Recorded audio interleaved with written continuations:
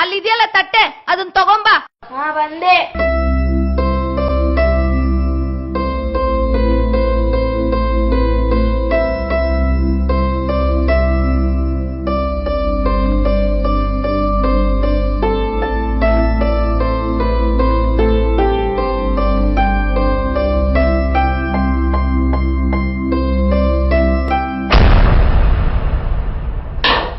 ಸರಿಯಾಗಿಡಿಯೋ ತಟ್ಟೆನ. ಎಂತೆಂತರೋ ನೆಗದ್ ಬಿದ್ದೋದ್ರು, ಇವ್ರಿಗೇನು ಬರ್ಲಿಲ್ಲ ಹೊತ್ತು. ಇದು ತುಪ್ಪ, ನಿಮ್ಮ ಅಪ್ಪಂಗ್ ಮಾತ್ರ ಕೊಡು, ಅರ್ಥ ಆಯ್ತಾ? ಹೋಗು.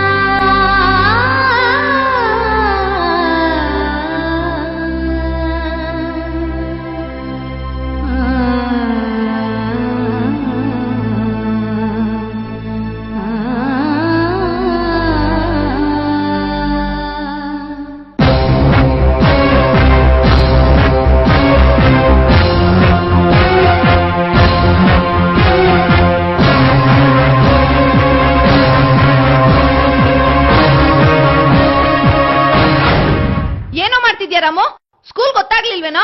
ಏನಿಲ್ಲಮ್ಮ, ಈ ತಟ್ಟೆನ್ ಜೋಪಾನಾಗಿ ತೆಗ್ದಿಡ್ತಿದ್ದೀನಿ. ಮುಂದೆ ನಿಮ್ಗೂ ವಯಸ್ಸಾದ್ಮೇಲೆ ಇದೇ ತಟ್ಟೆಗೆ ಊಟ ಆಗಕ್ ಬೇಕಲ್ಲಮ್ಮ.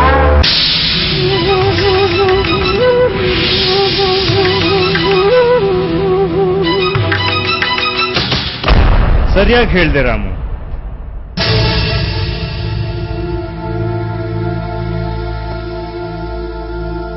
ಮಾಡಿದುಣ್ಣು ಮಾರಾಯ ಅನ್ನೋ ಗಾದೆ ಹಾಗೆ ನಿಮ್ಮ ತಪ್ಪಿಗೆ ಶಿಕ್ಷೆ ಇದ್ದೇ ಇದೆ.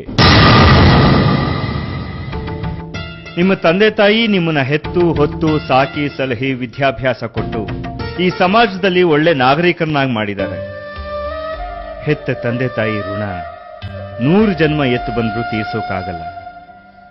ಅಂಥದ್ರಲ್ಲಿ ನಿಮ್ಮನ್ನ ಹೆತ್ತ ತಂದೆ ತಾಯಿಗೆ ಒಂದು ತುತ್ತು ಊಟನೂ ಹಾಕೋಕ್ಕಾಗದೆ ಬಾಯಿಗೆ ಬಂದ ಹಾಗೆ ಬೈತಿದ್ದೀರಲ್ಲ. ಈ ನಿಮ್ಮ ಕರ್ಮ 100 ದೇವಸ್ಥಾನ ಸುತ್ತಿ ಅರ್ಚನೆ ಮಾಡಿಸಿದ್ರೂ ಕಳೆಯೋದಿಲ್ಲ. ನಿಮ್ಮಂಥ ಪಾಪಿಗಳಿರೋದ್ರಿಂದಲೇ ನಮ್ಮ ಸರ್ಕಾರ ಪಾಲಕರ ಪೋಷಣೆ, ಸಂರಕ್ಷಣೆ ಹಾಗೂ ಹಿರಿಯ ನಾಗರಿಕರ ರಕ್ಷಣಾ ಕಾಯ್ದೆಯನ್ನ 2007ರಲ್ಲೇ ಜಾರಿಗೆ ತಂದಿದೆ. ನಿಮ್ಮ ಹಿರಿಯರಿಗೆ ಆಹಾರ, ವಸತಿ, ಬಟ್ಟೆ ಹಾಗೂ ವೈದ್ಯಕೀಯ ಸೌಲಭ್ಯಗಳನ್ನ ನೀವು ಒದಗಿಸಲೇಬೇಕು. ಇಲ್ಲದೆ ಹೋದ್ರೆ ಹಿರಿಯ ನಾಗರಿಕರ ರಕ್ಷಣಾ ಕಾಯ್ದೆ ಅನ್ವಯ ನಿಮ್ಮನ್ನ ಬಂಧಿಸಿ ಕಟ್ಟುನಿಟ್ಟಾದ ಕ್ರಮ ಕೈಗೊಳ್ಳಲಾಗುತ್ತೆ.